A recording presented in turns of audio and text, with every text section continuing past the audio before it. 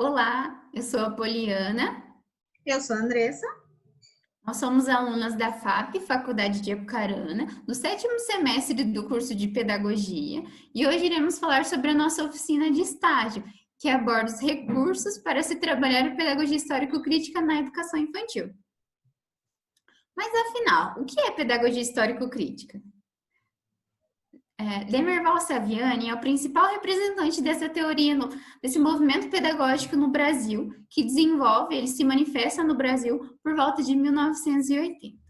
A nomenclatura pedagogia histórico-crítica, para o Saviani, é o sinônimo de pedagogia dialética. No entanto, a partir de 1941, o autor ele tem preferência pelo primeiro termo, pelo termo pedagogia histórico-crítica, por não ser um termo muito corrente, provocar a curiosidade e essa curiosidade, então, levar à explicação do seu significado. Então, o Saviani, ele sistematizou um método a partir da dialética, que é o movimento que o pensamento faz para se apropriar da realidade. Gasparin, preocupado, então, com a orientação, pensando na orientação da prática pedagógica brasileira, sistematizou um método de ensino e aprendizagem norteado pela pedagogia histórico-crítica, que tem como fundamento teórico o método materialista histórico-dialético. Então, a proposta do Gasparin, ela possui 5 momentos. O primeiro deles, prática social inicial, problematização, instrumentalização, catarse e prática social final. Esses 5 momentos, eles são indissociáveis. Então, vamos lá. Na prática social inicial, é o que o professor e o aluno ele tem em comum. Aqui nós vamos levantar as questões sobre o cotidiano dessa criança. E esse cotidiano vai se tornar o nosso objeto de estudo. Na problematização, então, nós identificamos os problemas da prática social inicial. Então, os problemas que nós apontamos lá no nosso cotidiano. Então, a problematização é onde nós vamos levar o nosso aluno a questionar a prática que ele está inserido, a questionar o seu meio. O terceiro momento é a instrumentalização. Na instrumentalização, nós temos os instrumentos teóricos e práticos para equacionar os problemas da prática social inicial. Então, aqui na problematização, o conteúdo ele é colocado à disposição do nosso aluno para que ele o recrie e o incorpore. Então, nessa incorporação dos conteúdos, nós temos o quarto momento, que é a catarse, que para o autor é o momento culminante desse processo. Por quê? É onde o nosso aluno vai sair do conhecimento sincrético para o conhecimento sintético, um conhecimento mais elaborado, mais sistematizado.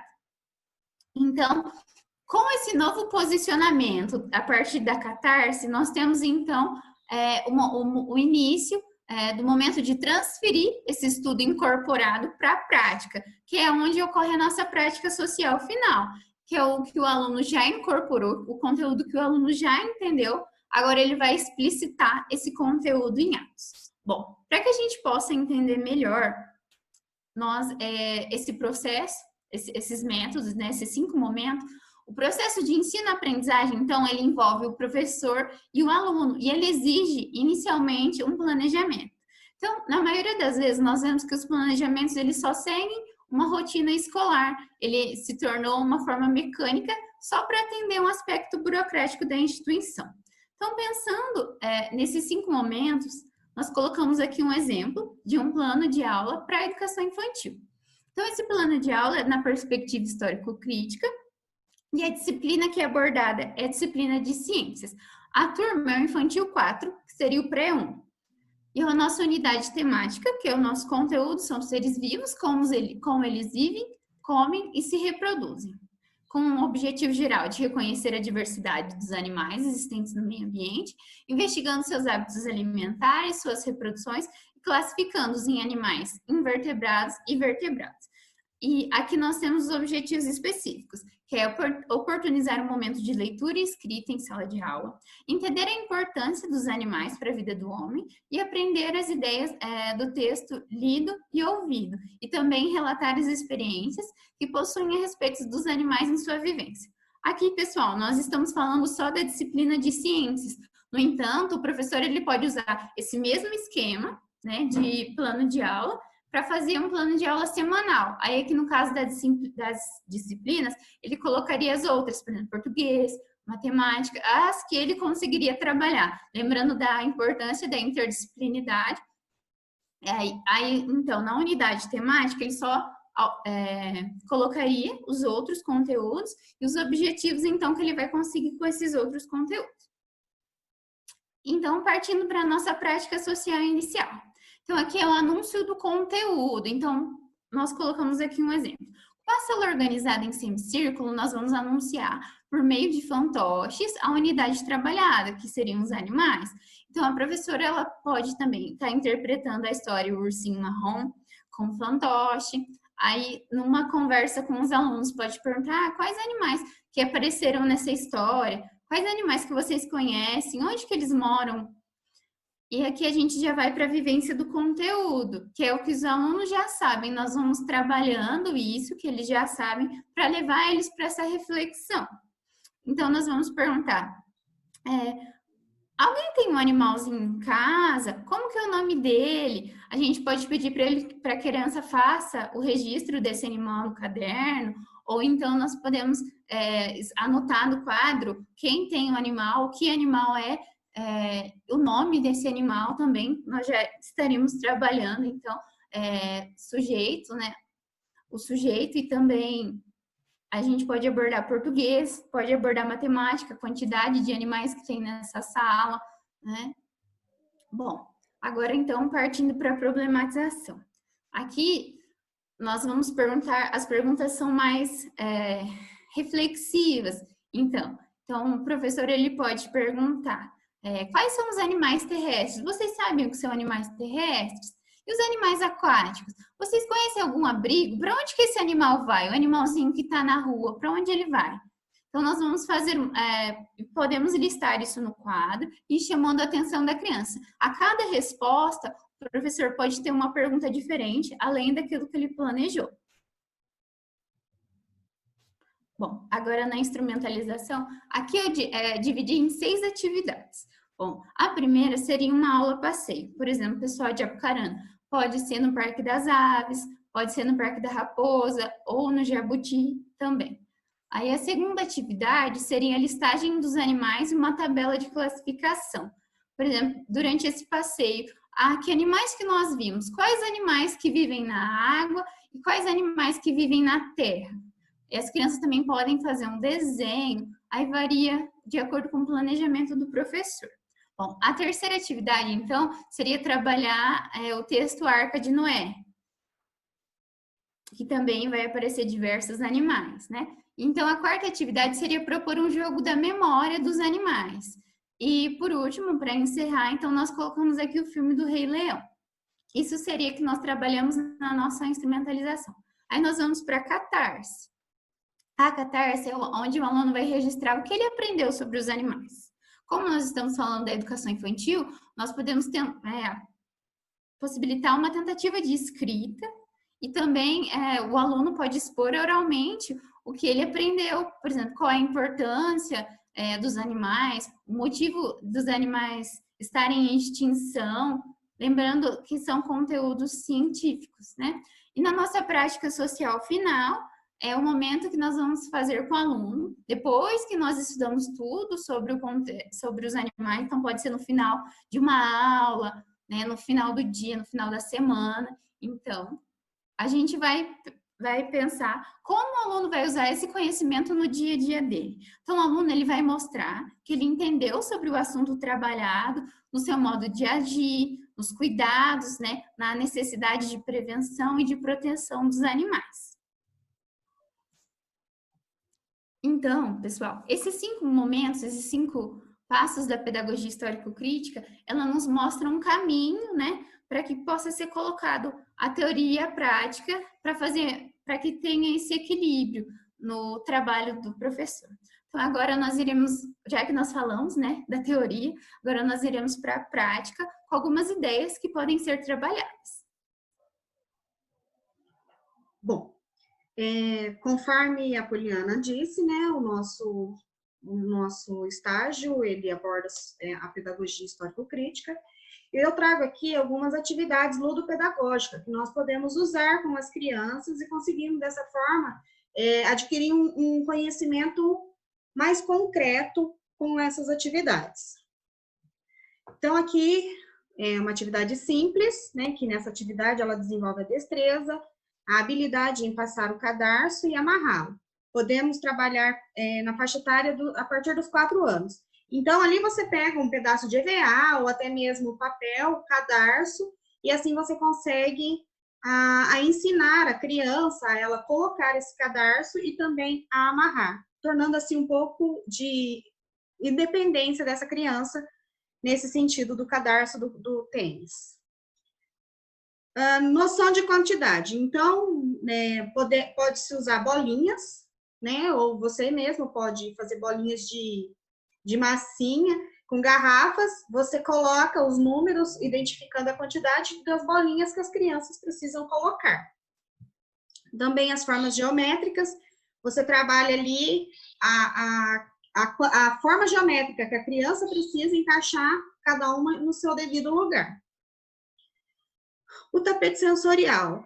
O tapete sensorial, ele é muito importante, porque ali a criança ela consegue sentir as espessuras dos objetos que estão colocados ali. Se é áspero, se é macio, se é crespo, se é liso, se... Todas essas texturas que tem, né, no tapete, a criança vai começar a identificar. Sequência lógica. Aqui nós temos uma sequência lógica de cores. Então, a criança, ela começa a identificar aonde ela tem que colocar, seguindo, assim, a sequência das cores que está sendo pedida. Reconhecer as letras na formação da palavra, podemos iniciar pelo nome, né, que é o primeiro momento para as crianças conhecerem. Então, você espalha ali alfabeto móvel e coloca, né, uma palavra ou nome para que ela consiga identificar as letras que vai formar aquela palavra. Assim, ela vai estar reconhecendo as letras e também aprendendo a formar a palavra. O boliche consegue desenvolver a noção espacial, quantidades e cores também, porque assim que derruba, que joga a bola, derruba, né, as garrafas, elas podem falar para você as cores que caíram, quantas que caíram, e assim, né, vocês podem trabalhar várias outras coisas também. Dando continuidade nos recursos que nós podemos usar, eu vou contar para vocês uma história. A história da cesta da Dona Maricota. Nessa história, nós podemos usar, né, confeccionar as verduras, os legumes, né, ó. Faz uma cesta e confecciona de EVA mesmo. Ou fazer até aqueles palitoches com os personagens da história. Então, é interessante, quando a gente vai contar essas histórias, é sempre ter o livro em mão. Por quê? Com o livro em mão, a criança consegue se identificar com as imagens, né? Até mesmo fazer a leitura das imagens, né? Então, ela até mesmo pode participar dessa leitura. E usando o recurso onde nós temos os personagens, nós podemos deixar que cada criança fique responsável por esse personagem, certo? Então, vou começar a contar a história para vocês usando o recurso da cesta da Dona Maricota. Dona Maricota, uma cozinheira muito boa, voltou para casa com a cesta cheia da feira. Comprou cenoura, laranja, limão, pepino, comprou banana,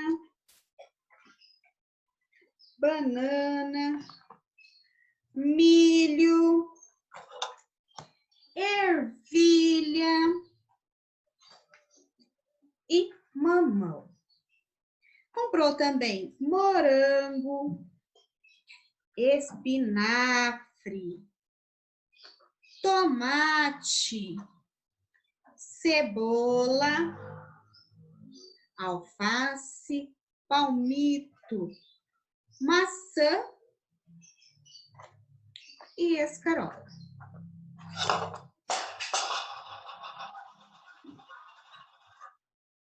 Guardou na despensa e na geladeira e deu um suspiro. Ufa, que canseira. Vou descansar.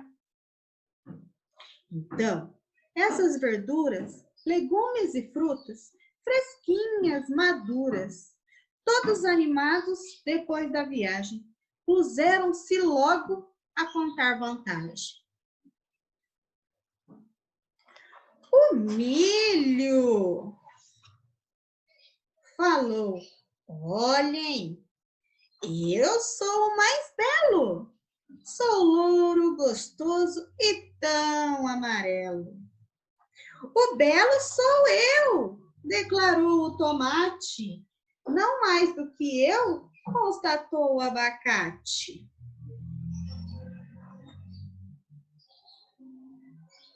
Pois olhem para mim, eu sou o palmito, sou branco, macio e sou o mais bonito. Então, a laranja falou bem amável.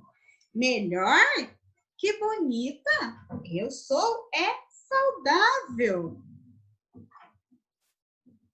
E logo o espinafre gritou: não tem erro, sou verde e saudável, sou cheio de ferro. Falou a cebola: aqui, atenção, saudável sou eu, boa pro coração. E disse a ervilha: eu sou pequenina por fora, mas por dentro tenho proteína. Logo o limão disse: quem é que não vê? Eu tenho a preciosa vitamina C. Mas nisso, Dona Maricota aparece. E as frutas gostosas viraram compotas. E os belos legumes, em toda sua glória, viraram um sopão. E acabou a história. Nessa história, além de nós podermos trabalhar a alimentação saudável com as crianças, nós podemos, com esses personagens também, trabalhar a questão da textura, né? Em cada personagem, em cada legume, foi colocado uma textura. Ó, no morango, tem lixas. No mamão, possui aqui uma bucha, onde a criança pode sentir a textura. Na maçã também, ó, tem aqui uma textura. O abacaxi também, né? Que aparece a textura do abacaxi. A cebola também, algodão que colocou atrás, então aqui eles vão conseguir identificar o macio. A ervilha, nós podemos colocar as sementes com velcro, onde a criança ela pode tirar e ela mesma pode colocar as sementinhas da ervilha. Na laranja também, ó, o áspero. No palmito, um tecido com textura diferente. A pera também tem uma textura diferente. No milho, ó, nós podemos colocar aquelas esponjas de lavar louça, né? A criança também vai sentir diferente. No tomate, um EVA diferente atrás, né?